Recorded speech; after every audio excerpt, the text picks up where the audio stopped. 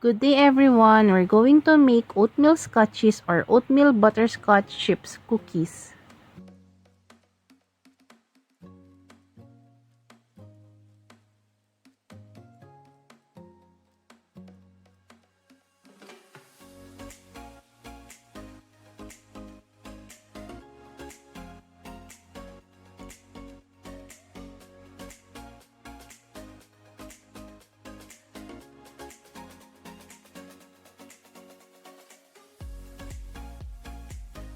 Gagamit tayo ng brown butter. I-melt natin si butter tapos iintayin natin na maging color brown yung milk solids niya.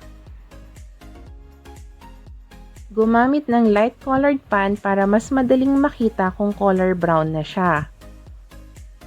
You can also use melted butter lang instead na brown butter. Pero ang brown butter po kasi is may pagka-butterscotch yung flavor na binibigay niya. Since butterscotch cookies yung ginagawa natin, I suggest po to use brown butter. Iba din po ang magiging itsura kung hindi real butter yung ginamit nyo, para pong may pagka-powdery yung magiging itsura niya.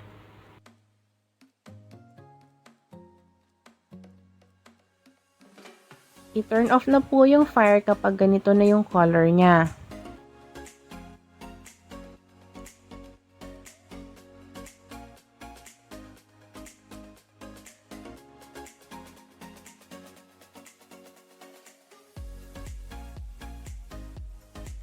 Then, i-transfer siya agad sa another bowl para hindi siya masunog since mainit pa yung pan na pinaglutuan sa kanya.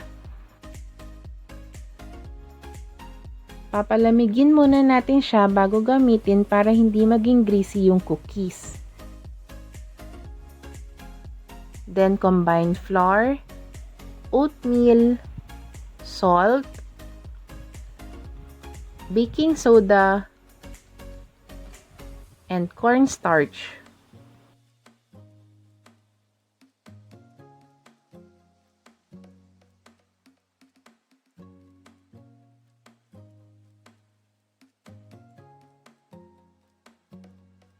Then set aside.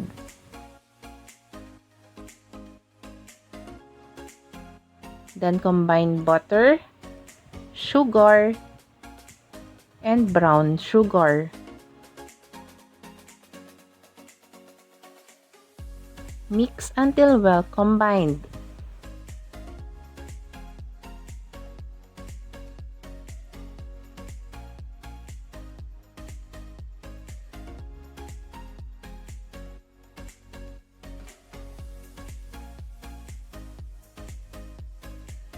Then add eggs.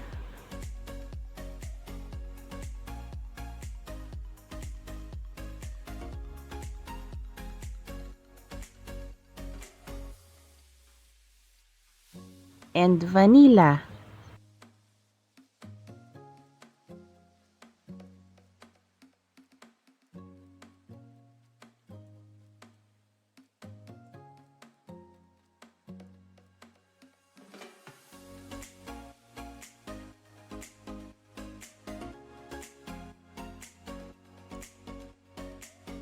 Then i-add yung flour mixture.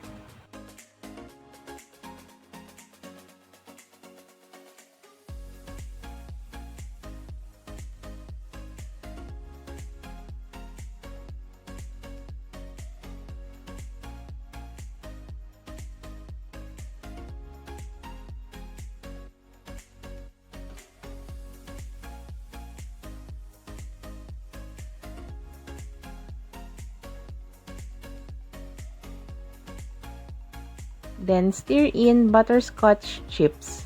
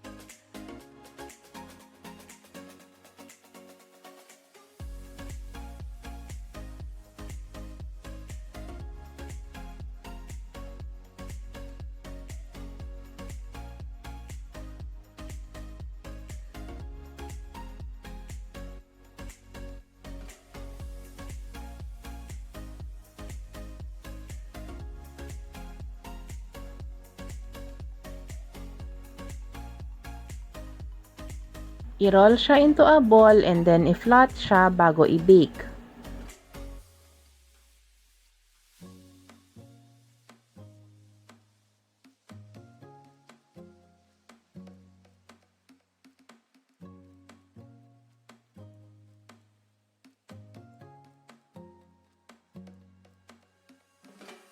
Bake in preheated oven at 300 degree Fahrenheit for 15 to 17 minutes or until done. Time and temperature depends on your oven and cookie size po.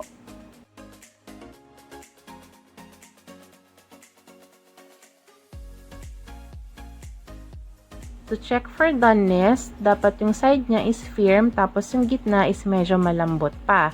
Hindi pa siya nakaset pero hindi rin hilaw. Yung ilang beses ko siyang pinires kasi mukha siyang hindi malambot sa video pero malambot po yan. Ang init niya kasi. So ang cookies, kailangan tanggalin siya sa oven before siya totally mag-set kasi nagtutuloy-tuloy pa yung pagluluto sa kanya habang lumalamig siya.